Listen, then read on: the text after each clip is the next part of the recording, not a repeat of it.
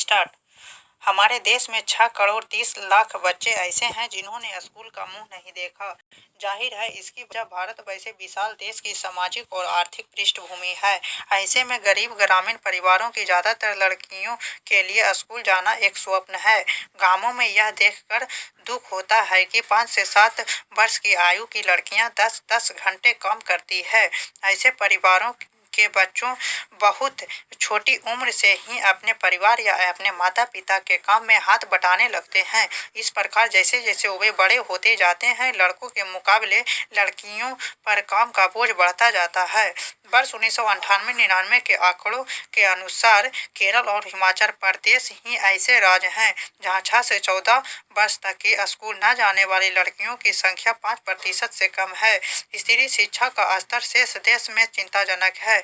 इसकी एक अहम वजह यह भी है कि दूर दराज के कई ग्रामीण इलाकों में स्कूल प्रायः इतने दूर होते हैं कि परिवार वालों की राय में लड़कियों को वहां भेजना जोखिम भरा होता है।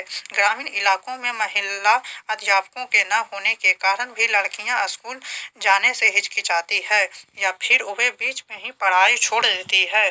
गांव ही नहीं, शहरों में भी ऐसे बहुत से स्कूल हैं जहां अध्यापक हैं तो पढ़ाने के लिए कमरे नहीं, यदि कमरे हैं तो अध्यापक नहीं है, यदि सब सुविधा है तो अध्यापक स्कूल से गायब मिलेंगे।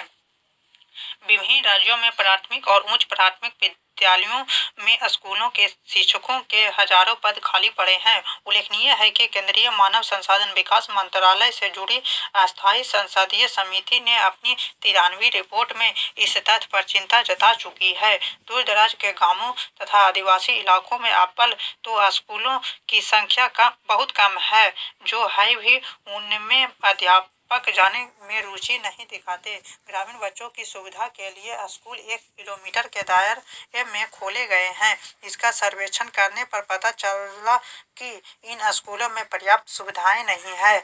स्कूलों की इमारत खस्ता हाल है। सर्वेक्षण के अनुसार 84% स्कूलों में शौचालय नहीं पाए गए तथा 54% स्कूलों में पीने का पानी नहीं था। पुस्तकालय, खेल के मैदान, किताबों की बात तो दूर, 12% स्कूलों में केवल एक ही अध्यापक थे।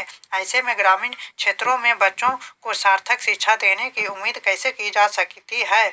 आज से 90 वर्ष पूर्व सभी को शिक्षा नीति की परिकल्पना गोपाल कृष्ण गोखले ने की थी। स्वतंत्रता प्राप्ति के बाद जब भारत का संविधान बना तो उसमें भी 14 साल तक के सभी बच्चों के लिए निःशुल्क शिक्षा और अनिवार्य शिक्षा देने की बात कही गई। साथ ही यह भी कहा गया कि इस लक्ष्य को हमें 1960 तक हासिल कर लेना है, लेकिन यह लक्ष्य 20वीं सदी तक तो पूरा हो नहीं सका।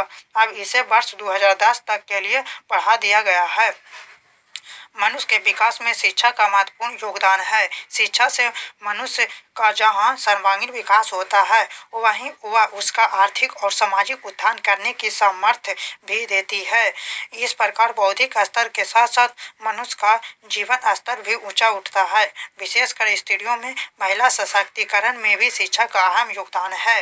लड़कियों को शिक्षा के लिए प्रोत्साहित करने के लिए सरकार द्वारा समय समय पर कई कार्यक्रम बनाए गए, लेकिन उनमें साक्षरता की गति विशेषकर ग्रामीण क्षेत्रों की लड़कियों में उतनी नहीं बढ़ी है जितनी बढ़नी चाहिए थी।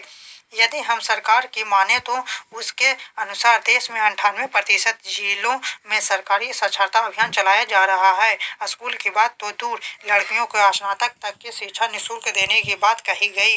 लड़कियां इतनी ऊंची कक्षाओं तक पहुंचे, इसके लिए जरूरी है कि वे पहले स्कूल तो जाए। हमारे संविधान तथा पंचवर्षीय योजनाओं में शिक्षाओं पर जोर दिया गया है, लेकिन देश की कुल साक्षरता के आंकड़ों में लिंग भेद स्पष्ट नजर आता है।